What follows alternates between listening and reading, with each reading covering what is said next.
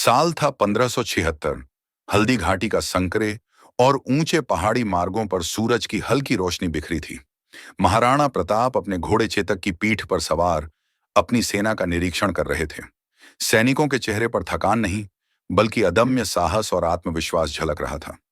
भीड़ योद्धा, जो जंगल और पहाड़ों में लड़ाई के माहिर थे, पहले ही अपने घात और रणनीति की स्थिति में खड़े थे।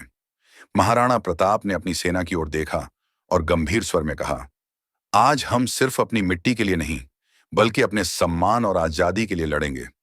याद रखो, हमारी ताकत तलवार में नहीं, हमारी योजना, साहस और धैर्य में है। कोई पीछे नहीं हटेगा। आज हम अपनी वीरता से इतिहास लिखेंगे। उन्होंने अपनी सेना को 3 हिस्सों में बांटा। मुख्य सेना उनके नेतृत्व में सीधे सामने दुश्मन का सामना करेगी। भीड़ योद्धा संकरी घाटियों और जंगल से अचानक घात करके दुश्मन को भ्रमित करेंगे। आपूर्ति और सुरक्षा दल सैनिकों के लिए हथियार और खाने पीने का ध्यान रखेंगे। महाराणा प्रताप जानते थे कि संख्या में बड़े अकबर की विशाल सेना को सीधे मुकाबले में हराना मुश्किल है। इसलिए उन्होंने जंगल, पहाड़ और संकरी घाटियों का पूरा फायदा उठाने की रणनीति बनाई। सैनिकों को हर कदम सोच समझकर चलने का आदेश दिया गया। धैर्य रखो, हर तीर, हर कदम सोच समझकर चलाना।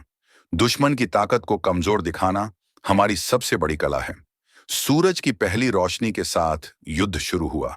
ढोल की गूंज, घोड़ों की टंकार और तलवारों की टकराहट ने हल्दी घाटी को गूंजाया। अकबर की सेना ने भारी हथियार और घुड़सवारों के साथ आक्रमण शुरू किया। भीड़ योद्धाओं ने पहाड़ी मार्गों से अचानक हमला किया। तीर बरसाए और घुड़सवार दुश्मन का काफिला उलझाने में सफल रहे। महाराणा प्रताप खुद तलवार लेकर सामने गए और हर सैनिक की हिम्मत बढ़ाई।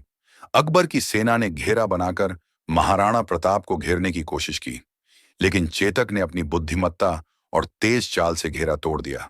हर बार जब दुश्मन की तलवार महाराणा प्रताप तक पहुंचती, चेतक ने अपनी वीरता और तेजी से उन्हें बचाया। सैनिकों ने देखा कि चेतक और महाराणा प्रताप की जोड़ी अद्वितीय है, जिससे उनकी हिम्मत और बढ़ गई। भीड़ योद्धाओं ने अपनी छुपकर हमला करने की कला से अकबर की सेना के घुड़सवारों और तोपखाने को विचलित किया। महाराणा प्रताप ने तुरंत आदेश दिया, भीड़ों, अब घात बढ़ाओ, संकरे रास्तों में दुश्मन को फंसाओ, उनका मनोबल टूटे और हमारी ताकत बढ़े। दिन ढलने लगा। धूल और धुआं चारों ओर था। अकबर की सेना ने अंतिम जोर लगाया। महाराणा प्रताप चेतक पर सवार होकर दुश्मन के बीच घुसे। उनकी तलवार की चाल, आदेश और वीरता ने सैनिकों का मनोबल और बढ़ाया। कई वीर सैनिक शहीद हुए, कई घायल हुए, लेकिन महाराणा प्रताप का साहस कभी कम नहीं हुआ।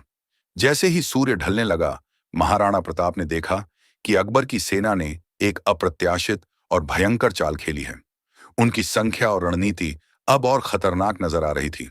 महाराणा प्रताप ने अपने सैनिकों को चेतावनी दी, जो कल होगा वह इतिहास बदल देगा।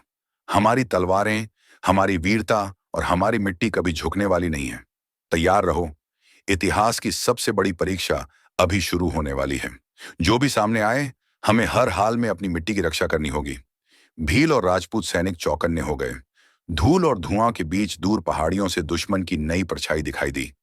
महाराणा प्रताप ने चेतक को कसकर पकड़ा और अपने सैनिकों से कहा, यह केवल लड़ाई नहीं, यह हमारी पहचान, हमारा इतिहास है। किसी भी हाल में पीछे मत हटो। हल्दी घाटी का मैदान अब अगली निर्णायक लड़ाई और महाराणा प्रताप की वीरता के लिए पूरी तरह तैयार था। सभी जानते थे कि यह युद्ध केवल तलवार और शक्ति का नहीं, बल्कि स्मार्ट रणनीति, साहस और अपने भूमि के लिए अडिग निश्चय का युद्ध है। क्या महाराणा प्रताप अपनी बुद्धि, वीरता और चेतक की मदद से अकबर की विशाल सेना का सामना करेंगे? क्या मेवाड़ की आजादी सुरक्षित रहेगी या इतिहास में एक नया मोड़ आएगा?